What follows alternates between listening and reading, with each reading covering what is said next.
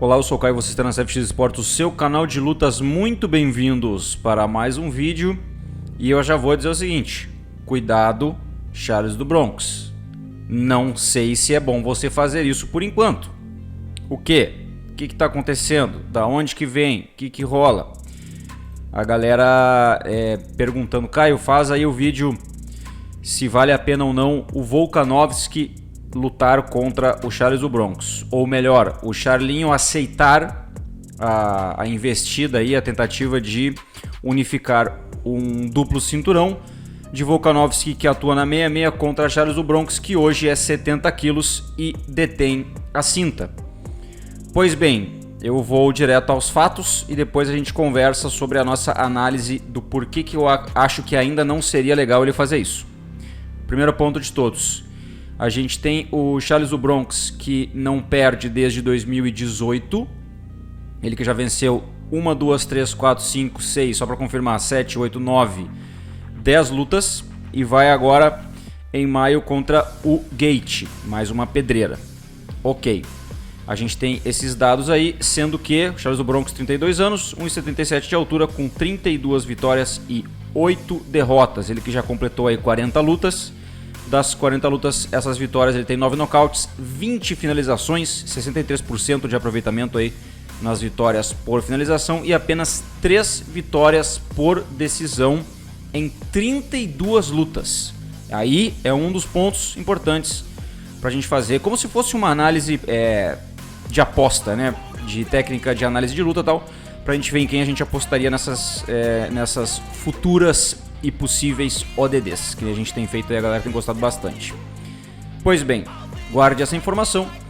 A gente vai passar para o nosso querido aí Alexander Volkanovski, que não perde desde 2013, 9 anos. E ele vem, aqui precisa até contar, 1, 2, 3, 4, 5, 6, 7, 8, 9, 10, 11, 12, 13, 14, 15... 16, 17, 18, 19, 20, 21 vitórias consecutivas. Simplesmente um monstro.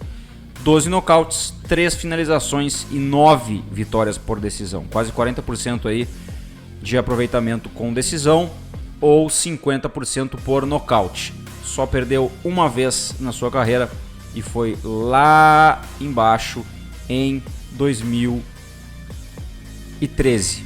E por que estou dizendo para vocês que não valeria a pena o Charles do Bronx lutar? Ah, Caio, não fala isso, ele vai vencer, o Charlinho é monstro, o Charlinho. Cara, tá. A questão, nós não estamos falando sobre aquele gostoso achismo de quem que vence, de quem que não vence. Ah, mas eu sou fã do cara, mas tu não entende nada de luta. Ah, mas quem entende sou eu, blá, blá, blá, blá. Não nos interessa isso.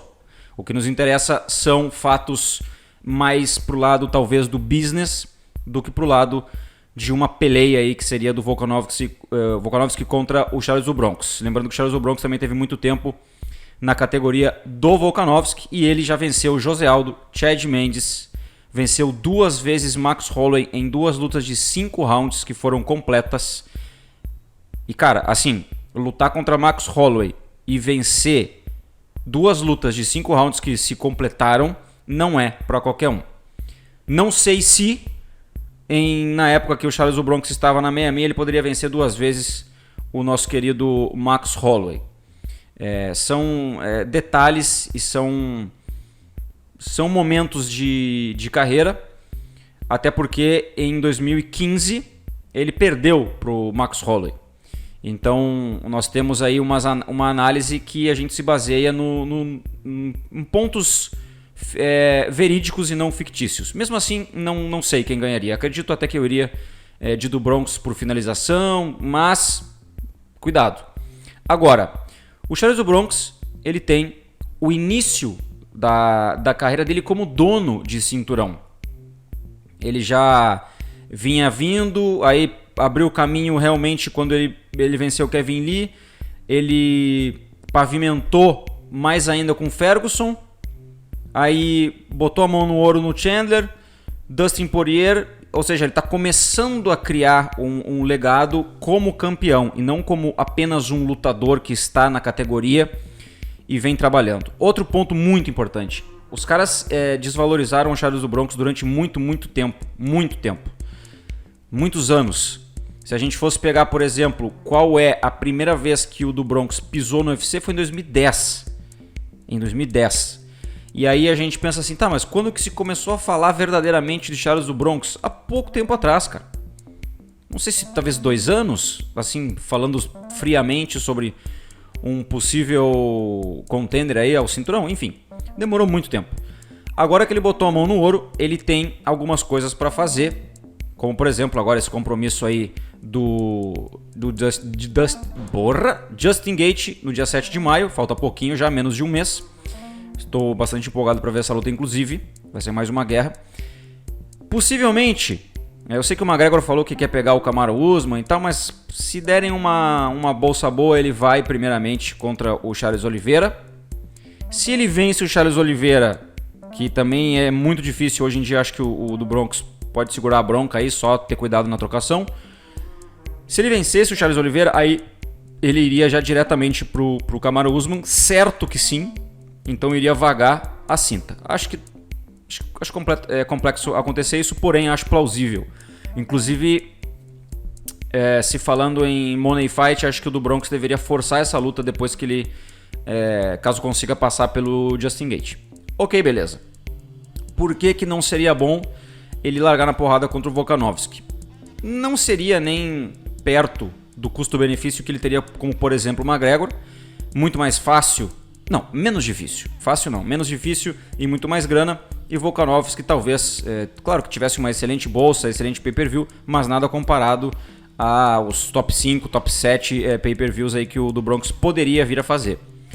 Também se ele perde para um cara que vem de baixo, tira todo o prestígio, todo o brilho do campeão da 70. Então normalmente o que acontece é isso, quando o cara vem de baixo para cima e ele vence um cinturão de cima, assim como o McGregor fez contra o Ed Alvarez, ficou horroroso pro Ed Alvarez e nunca mais vimos falar dele com bons olhos.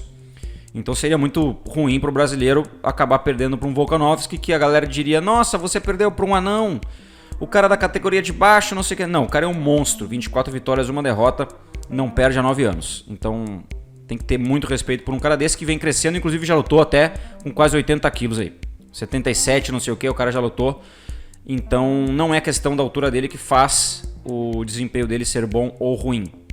Tem que ter cuidado, tem que ter respeito em relação ao Volkanovski. E acho que é um ninho aí de vespas, cara. Acho que é um enxame de problema pro do Bronx se ele deixar esse carinha subir aí e acabar disputando o cinturão, porque o Dana White já deu o passe livre pra ele. Eu acho que eu deixaria o Volkanovski bem tranquilo, faz um legado na 70, luta contra todo mundo, e aí depois, se ele quiser se testar, ele pode fazer então uma dupla. Ele pode deixar o Volkanovski lutar contra ele, e ele pode pedir pro Volkanovski deixar ele lutar contra também na categoria 66, por que não? Mas assim, deixar o cara subir e lutar por lutar, tem que ter cuidado, porque o do Bronx pode desmoronar aí uma coisa que ele está construindo que não é nem um pouco brincadeira. Também nem um pouco fácil de manter tudo isso que ele está fazendo agora. Tamo junto, um abraço. Minha opinião sobre esse assunto.